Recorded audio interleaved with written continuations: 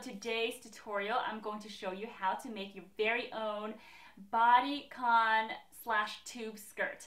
I know that this style is affordable in many stores like Forever 21 or H&M, but I think this is a great way to show you and introduce you to making and customizing your own style, you know. So you can start from here with a simple tube skirt and you can have fun with this. You can make it your own, your very own design. So if you have any t-shirts that you would like to cut up, or you can go to fabric stores and find some fun printed stretchy fabrics, this is a great way to start your own creation. So that is basically it, and let's get started with this tutorial. Okay, so for materials, if you want to use a t-shirt to do this, then I recommend you get a large or an extra large. You can also buy 1 yard in stretchy fabric. Next, you will need 1/2 inch of elastic band, and you can find this at Joann's fabric store or your local fabric store. Okay, so the first step is to have your shirt inside out, lay it down flat, and make sure you straighten all the ripples and all that stuff. Now fold it in half. Okay, so now from the bottom hemline of the shirt, measuring upward, I'm going to measure 18.5 inches, and then I'm just going to use my pins to mark it in place right across the shirt.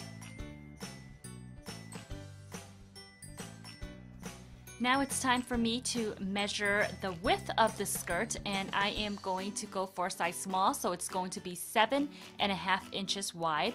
And if you're a different size, then make sure to read the notes in the bubble, and I will list different type of measurements for different sizes.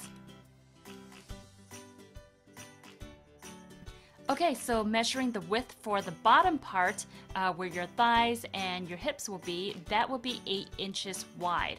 Continue making your markings halfway up. And don't forget to read the bubble if you are a different size than what I'm using. Okay, so here I'm using a curved ruler to match the lines together to connect them, but you can kind of just draw the curve yourself and do the best you can.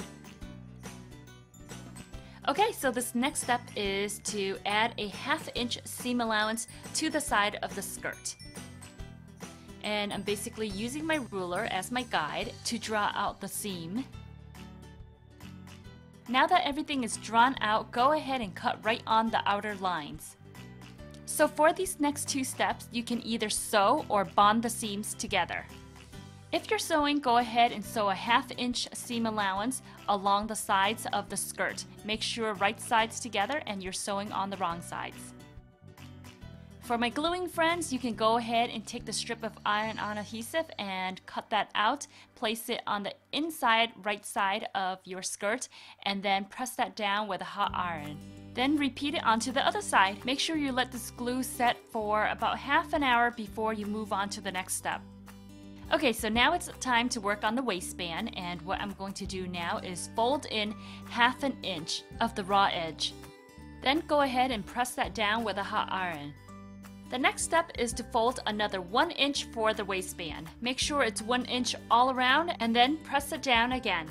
Our next step is to sew around the waistband, and make sure to leave a 2 inch opening. So what I'm going to do here is take a pin to mark the 2 inch opening. That way I can remember not to sew over this area. So here I'm just sewing along, and remember to not sew where the pins are. If you're not sewing and you're using the adhesive, then go ahead and fold this down 1 inch just like we did earlier and press that. So for this next step, I'm taking the adhesive tape and I'm cutting it so that way the strips can be thinner. That way it doesn't take up too much of the space inside the waistband. So go ahead and place that under the waistband and then iron it on. And remember, just like with the other method, leave a 2 inch opening. So with the waistband, make sure to cut it according to your waist size. So I have a safety pin here and I'm going to anchor it into one end of the waistband. Now I'm going to go into that 2 inch opening, and now I'm going to insert the waistband.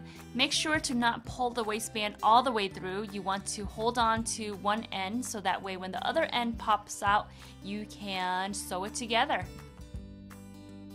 The best way to keep your elastic band together if you do not have a sewing machine is to hand stitch this together. If you absolutely do not want to sew, you could actually use a stapler to staple this together.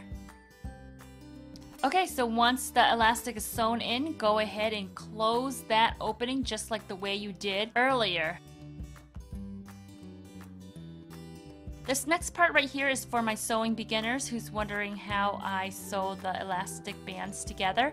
Basically, I just run it under the sewing machine and backstitch many times. Next, I tuck it back into the waistband and then I just close that 2-inch opening with the sewing machine again.